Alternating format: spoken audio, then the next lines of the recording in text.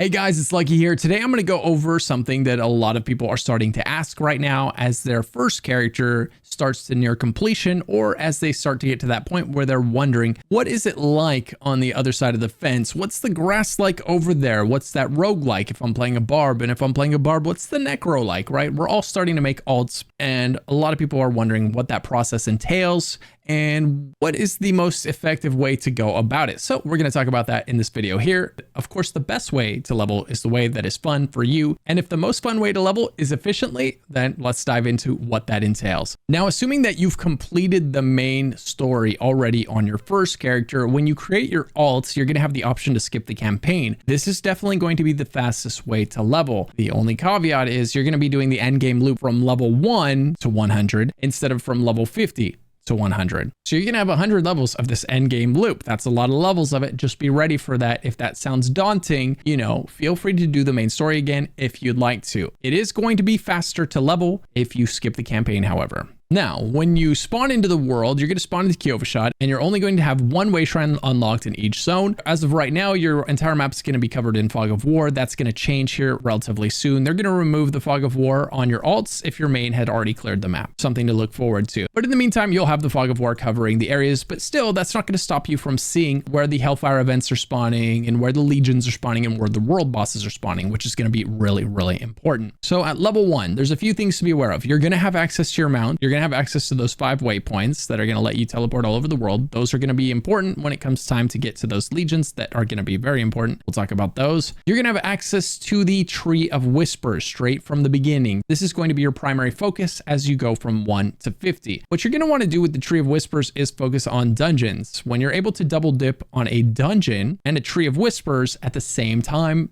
that's basically you're winning. Doing a dungeon is the best form of XP. Doing Tree of Whispers is a great form of XP. Combining the two equals better XP, and you're most likely going to get a legendary from your cache when you turn in your Tree of Whispers. This is important because you have no other way to get legendaries until level 25 because you're not allowed to imprint. You don't get access to the occultist until level 25. So until 25, you're just rocking the rares you find and the legendaries you find, with a couple of exceptions that are going to be really important to making your leveling process a lot easier. Those exceptions are going to be your Tree of Whispers, which is almost going to be a guaranteed legendary, your legions that pop up, which are going to be very likely a legendary, and the world bosses are likely going to be a legendary. And one more thing, your obols that you use to gamble. Okay, so I can't recommend it enough. When you play on your main character, save some obols for your alt, and your alt is going to absolutely love you for this. Your main, most likely, if you gamble 10 times, 20 times, 30 times, you're not going to get an upgrade on your main if you leveled it up to 60 or 70, right? It's going to take a lot of gambling attempts to find an item that is not only better than what you have, but it also has the stats you need on it as well. Your alts, on the other hand, if you gamble 5 times, you'll get a legendary in a spot where it was wearing a rare, and that's going to be a massive upgrade for the character because not only is the gear going to be better, but it's also going to have an aspect that's going to be helpful for leveling. So save some obols for your alts, and if you don't have any on your alts, feel free to go do a couple events on your main where you're getting 50, 70, 80 obols for a simple little event and save those for your alt, and it's going to make leveling on your alt a lot easier.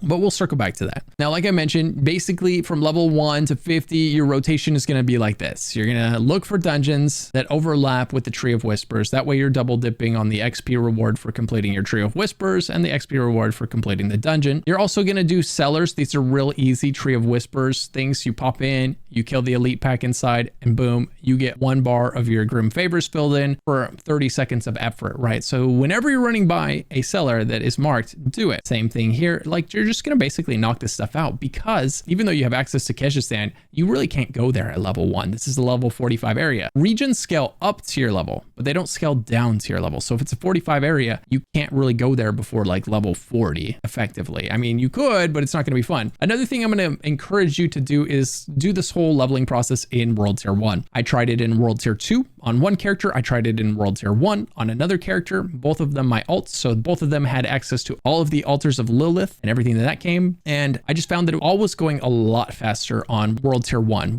We had more success with world bosses and legions, which resulted in more XP in the group activities. And also my character was melting through World Tier 1 packs and elites with like a 1 or 2 shots and getting great XP and not running out of resources. Whereas in World Tier 2, you constantly run into an elite and then it's kind of a slog and you run out of resources unless you happen to have like a really good loadout going really early on, which isn't the easiest thing to do because again, you can't imprint at level 1. So World Tier 1 is going to be the best place to level because in World Tier 2, mobs take 100% longer to kill, but they only give 20% more XP. So do this all in World Tier 1. Now, while you're doing the Tree of Whispers tasks, the main thing that you're looking out for is legions. I mean, legions are by far the most XP per minute in the game. The higher the world tier, the more XP that you get from your legions. So we'll talk about why in a second here. You're going to do Tree of Whispers. You're going to keep your eye on your mini map like a hawk and your map if you need to, but it'll pop up on your mini map too. But it's good every once in a while to look at your map, look and see if there's a legion spawning. They are on the map for 5 minutes before they spawn. So you get about 5 minutes. So if you check in on your map, just open it up, glance around every 5 minutes or so, see if a legion's spawning. And if it is, drop everything you're doing and go do it because a legion's going to give you between a half level and a level and a half for about 5 to 10 minutes of effort. That's great. I mean, that's by far more XP than you can get doing anything else in the game. So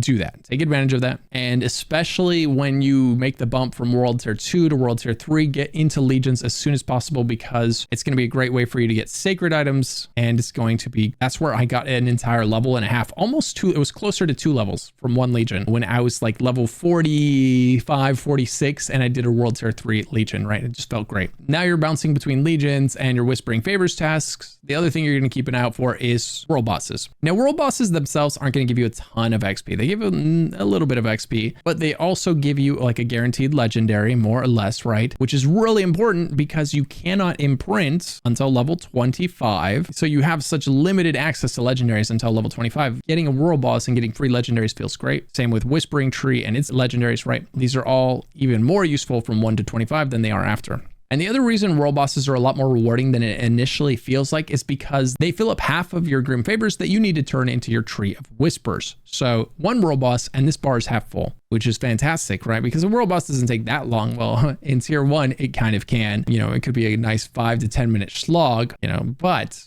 that's still pretty good for a more or less guaranteed cash, some legendaries, and then another turn in the Tree of Whispers for more XP, right? You get a lot out of it. I think it's worth it to do those world bosses. It's definitely worth it to do the legions. And that's basically the loop. That is basically the loop that you're going to do from 1 to 50. You don't need to do the main story quest because you've skipped it. You can do side quests. They're not particularly great XP. They're not particularly great rewards. But if you didn't finish your Renown on your first character, then you might be starting your Renown all over again on your second character. And, you know, it is worth noting that before you start your second character, if you're close to getting your Renown complete, I would recommend completing your Renown on your first character. This is really going to help the second character progress if it's got the extra skill points, if it's got the extra potions, and if it's got 20 Paragon points waiting for it when it hits level 50 because you finished it. Whereas if you start a second character and you only finished half of your Renown, then you're not going to have the Obols and the Paragon points waiting for you. And worst yet, you're going to start at 1. You're going to have to fill 1 up and 2 up and 3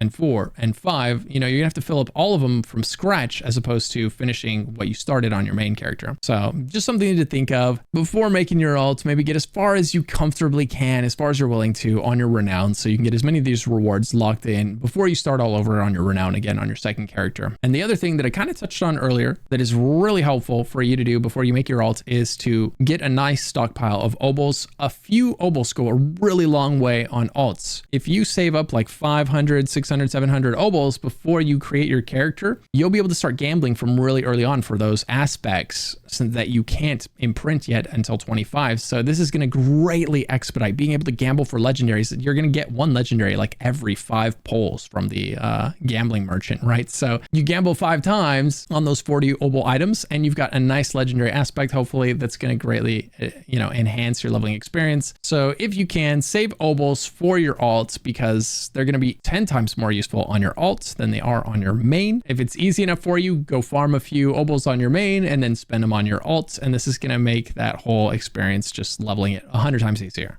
Doing all of these things is going to greatly expedite your journey to 50, which is kind of where you want to get as fast as possible, right? The main reason people want to be 50 as fast as possible, they want to get to World Tier 3 as soon as possible, because in World Tier 3, we start investing our time in permanent upgrades, not things that are going to be replaced right away. Our glyphs, for example, you're going to be able to start leveling your glyphs in those nightmare dungeons, and you'll be able to slot a glyph in at 52, and you'll be able to wear that glyph all the way until level 100. So it feels good when you're spending your time upgrading a glyph that has that kind of permanence to it, as opposed to getting a piece of gear that you know you're going to upgrade as soon as you hit the next world tier, because, you know, once you get into World Tier 3, you're going to switch everything to Sacred, and once you get to World Tier 4, you're going to switch everything to Ancestral. World Tier 3 is also nice because you can start getting new legendaries and uniques that don't exist in the previous tiers of the game. Leveling in World Tier 3 and beyond is exactly the same on your alt as it was on your main. You're going to be doing nightmare dungeons to level up your glyph. Right now, dungeons are just a little bit more effective for XP than nightmare dungeons. However, you would have to level in the dungeon, and then you would have to separately level in the nightmare dungeon to level your glyphs. So I would still say it's going to be more effective to just go level in the nightmare dungeons so that you can get your glyphs maxed out sooner, so that you can do higher level nightmare dungeons sooner and get higher level glyphs. The stronger your glyphs are, the faster you're going to level, because there is so much power tucked into getting your glyphs to level 15 as soon as possible. Those things add so much value. Some of them add 40% increased damage. Some of them add 70% damage, right? Like, some of them are adding such massive numbers to your damage pool that you've got to get them leveled up sooner than later. Procrastinating on them is the same as wasting your time. So don't put them off. Get in those nightmare dungeons, start running those things, and start leveling up your glyphs that are relevant for your build. In World Tier 3 and 4, you're still going to do legions anytime you see them, because they're still going to be the best XP per minute. And you're going to do world bosses because that's still going to fill up your Grim Favors bar really fast, which is going to give you a free draw at some legendary of your choice. The thing you're going to add to your rotation in World Tier 3 is, of course, going to be your Helltides. Those are these things on the map right here. When it comes to Helltides, what you're going to do is you're going to look for the mystery chest. It's the one that costs 175 cinders. It's the only one that costs 175 inders. And there's another legion popping up, right? They're constant. These things are constantly popping up. You're going to want to do these. There's going to be a mystery chest in this zone, and there's going to be another mystery chest in this zone. That's usually how it's going to be, right? So you're going to be able to get 2 175 cinders each, and then you can move on and go back to doing whatever you were doing. If you open a mystery chest, it's going to give you something like 4 to 6 legendaries. Oftentimes it's going to give you a lot of sacreds in World Tier 3 and a lot of ancestrals in World Tier 4. That's the one you want to open. That's going to really help your character advance. Just popping open one of those as soon as you get into World Tier 3, throwing, 3, 4 sacreds onto your character right away, huge power gains, and it's going to be a massive power spike for you. If you don't know how to determine where the mystery chest is, you're going to use a website called helltides.com. Pretty simple. That's nice and easy. And this site is amazing. You open it up and you look for the chest with the green dot. There's a chest with the green dot. That's what you want. That is the mystery chest. You don't even have to go around searching for the thing. You just open up this page. You go, oh, it's right there, which is right here. And I'm going to go and I'm going to get the mystery chest. I'm going to go farm my things. Then I'm going to go to my pin and open that chest. Finding that mystery chest doesn't need to be difficult. Use helltides.com. Take advantage of it. It's a fantastic site. So, and I think that covers everything that you need to know for leveling alts. We talked about how legions are the fastest way to level. Always stop what you're doing. Go do the legion whenever it spawns. In between legions, you're going to do your Tree of Whispers. You're going to get your Grim Favors done, right? You're going to do a dungeon, ideally, that is also a Tree of Whispers task. Doing dungeons is good XP. Doing one that is attached to Tree of Whispers is even better XP, right? So you want to do that. And you're going to do world bosses when they spawn, because it's going to fill up your Tree of Whispers bar. It's also going to give you a legendary, and the XP you get for killing the boss is okay, but the XP you get for turning in your Tree of Whispers is great, and the legendary you get for turning in your Tree of Whispers is great. So that's why world bosses are better than they feel, and that is the loop that you do from 1 to 50. And at 50, you add Helltides into that loop. So you're doing legions, world bosses, Helltides, and you're changing from regular dungeons to nightmare dungeons. Nightmare dungeons are slightly less XP than a regular dungeon right now. That's going to change real soon. Blizzard just announced this, right? They're going to make nightmare dungeons the most effective way to level. They're boosting the XP you get from nightmare dungeons. They're nerfing the XP you get from regular dungeons so that people go spend their time doing all of the nightmare dungeons rather than just farming one dungeon over and over and over and over again, because that's clearly not the funnest way to play any game. So they're going to be making nightmare dungeons a lot better. They're already great to run because they level your glyphs down your XP at the same time, and they're about to become the best form of XP in the game while leveling your glyphs, which is going to be amazing. That means you're basically cutting your workload in half because you get to level your glyphs at the same time, which means your power's going up, your level's going up, and it's all good. So that's it. If you have any questions about leveling, let me know down in the comments below. And as always, I stream on Twitch at twitch.tv/luckyghost. So if you ever want to talk to someone about Diablo, or if you just want to hang out,